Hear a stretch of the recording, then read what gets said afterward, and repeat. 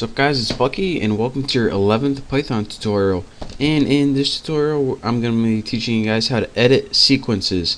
Now I don't know if I told you guys this in the last tutorial, but I'm going to be teaching you guys something new. You know, it's not important what I'm going to be teaching you, just pay attention. So in this tutorial I'm going to show you guys that sequences, unlike strings, can also be concatenated. So let's say we have two sequences right here. Let me put my cursor on so it actually works. Let's have one, just put some random numbers in there, 6, 4, 5. And you have another sequence right over there with 4, 6, 5. You can concatenate sequences just like you can do whatever else I told you to concatenate, just by using the plus sign. And go ahead and once you press enter, instead of two separate sequences, you have one long sequence, or a list in this case. And again, as I said, you can also concatenate strings, which is also kind of a sequence. Bucky plus Roberts. Let's try to concatenate that. Bucky Roberts. Wham bam, thank you ma'am. So you can concatenate list of numbers and also strings of text.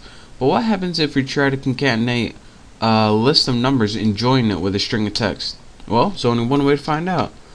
Say we have a list 4, 5, 6 and we want to add it to Bucky. Now once we try to concatenate that, we get an error message, and this is because you can't join something that are two different data types. It doesn't know how. It's like, how do you join this with this? I don't know how. Here's an error message, thank you. So you can't do that. You can only concatenate them or join them if they're the same type.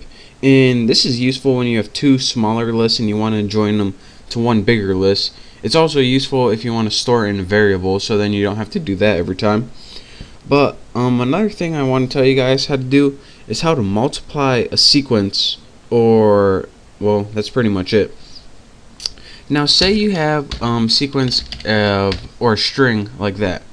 Anytime you multiply this, and you're going to say, alright, how can you multiply this by this? What it does is, it doesn't really multiply it like you think in math, but it kind of does. It just takes this, whatever this is, and repeats it however many times you said multiply it by, which I guess that is truly multiplication. So as you can see, we now have 10 Buckies. And this is different than, like, say we wanted to do this with a number. Well, before you would do something like this, 21 times 10. That's not exactly what we wanted, but that's multiplication as well. If you want to repeat 21 10 times, then you have to enclose it as an element in the list. And once you times this by 10, 21, 21, there. So these are two different ways. If you tried this and got this result, or you tried this and got this result, then that is what you were doing wrong. So there's a difference between how to multiply numbers and how to multiply items in a list. One gives you an answer and another gives you an answer, just in two different ways. So take note of that.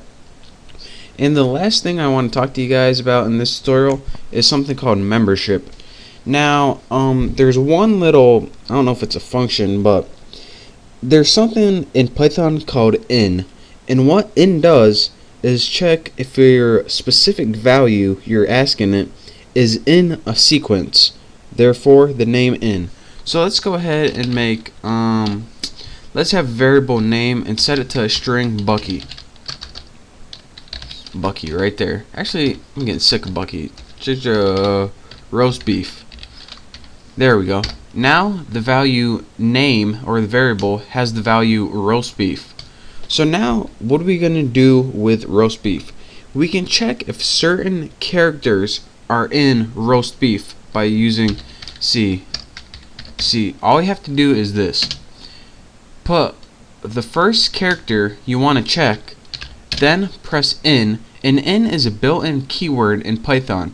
What it's going to do is take this character and check if it's in name. So is there a Z in name? Press enter. False. Is there a R in the name roast beef? True, because here's an R right here, but it doesn't find a Z. So that is how you can check if one element is in a big sequence by using the built-in got a stuffy nose. By using the built-in think about that. Built-in word. That's kind of interesting to say. So another thing that you can do is apply this. Say you have an entire list of, well, I guess it's an entire list of just a list. So you have mom in your family, and then dad, and then bro for brother. And once you press enter right there, you now have a list created that's stored in family.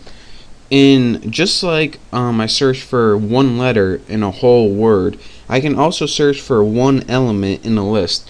So I can say, alright, is sis in family? Enter. No, sorry, sis is not in family. I guess she wasn't cool enough. What about is mom? Come on, keyboard. Is mom in family? True, because this element is in this sequence. So that's what in does. Check if this element is in this sequence. I can't tell you guys any more simple than that. So that is your quick tutorial on how to join sequences, and also how to check if a specific element is in a sequence. So study this tutorial. I hope you guys learned something, and don't forget to check out my next tutorial and make sure to subscribe. So thanks for watching, and I'll see you then.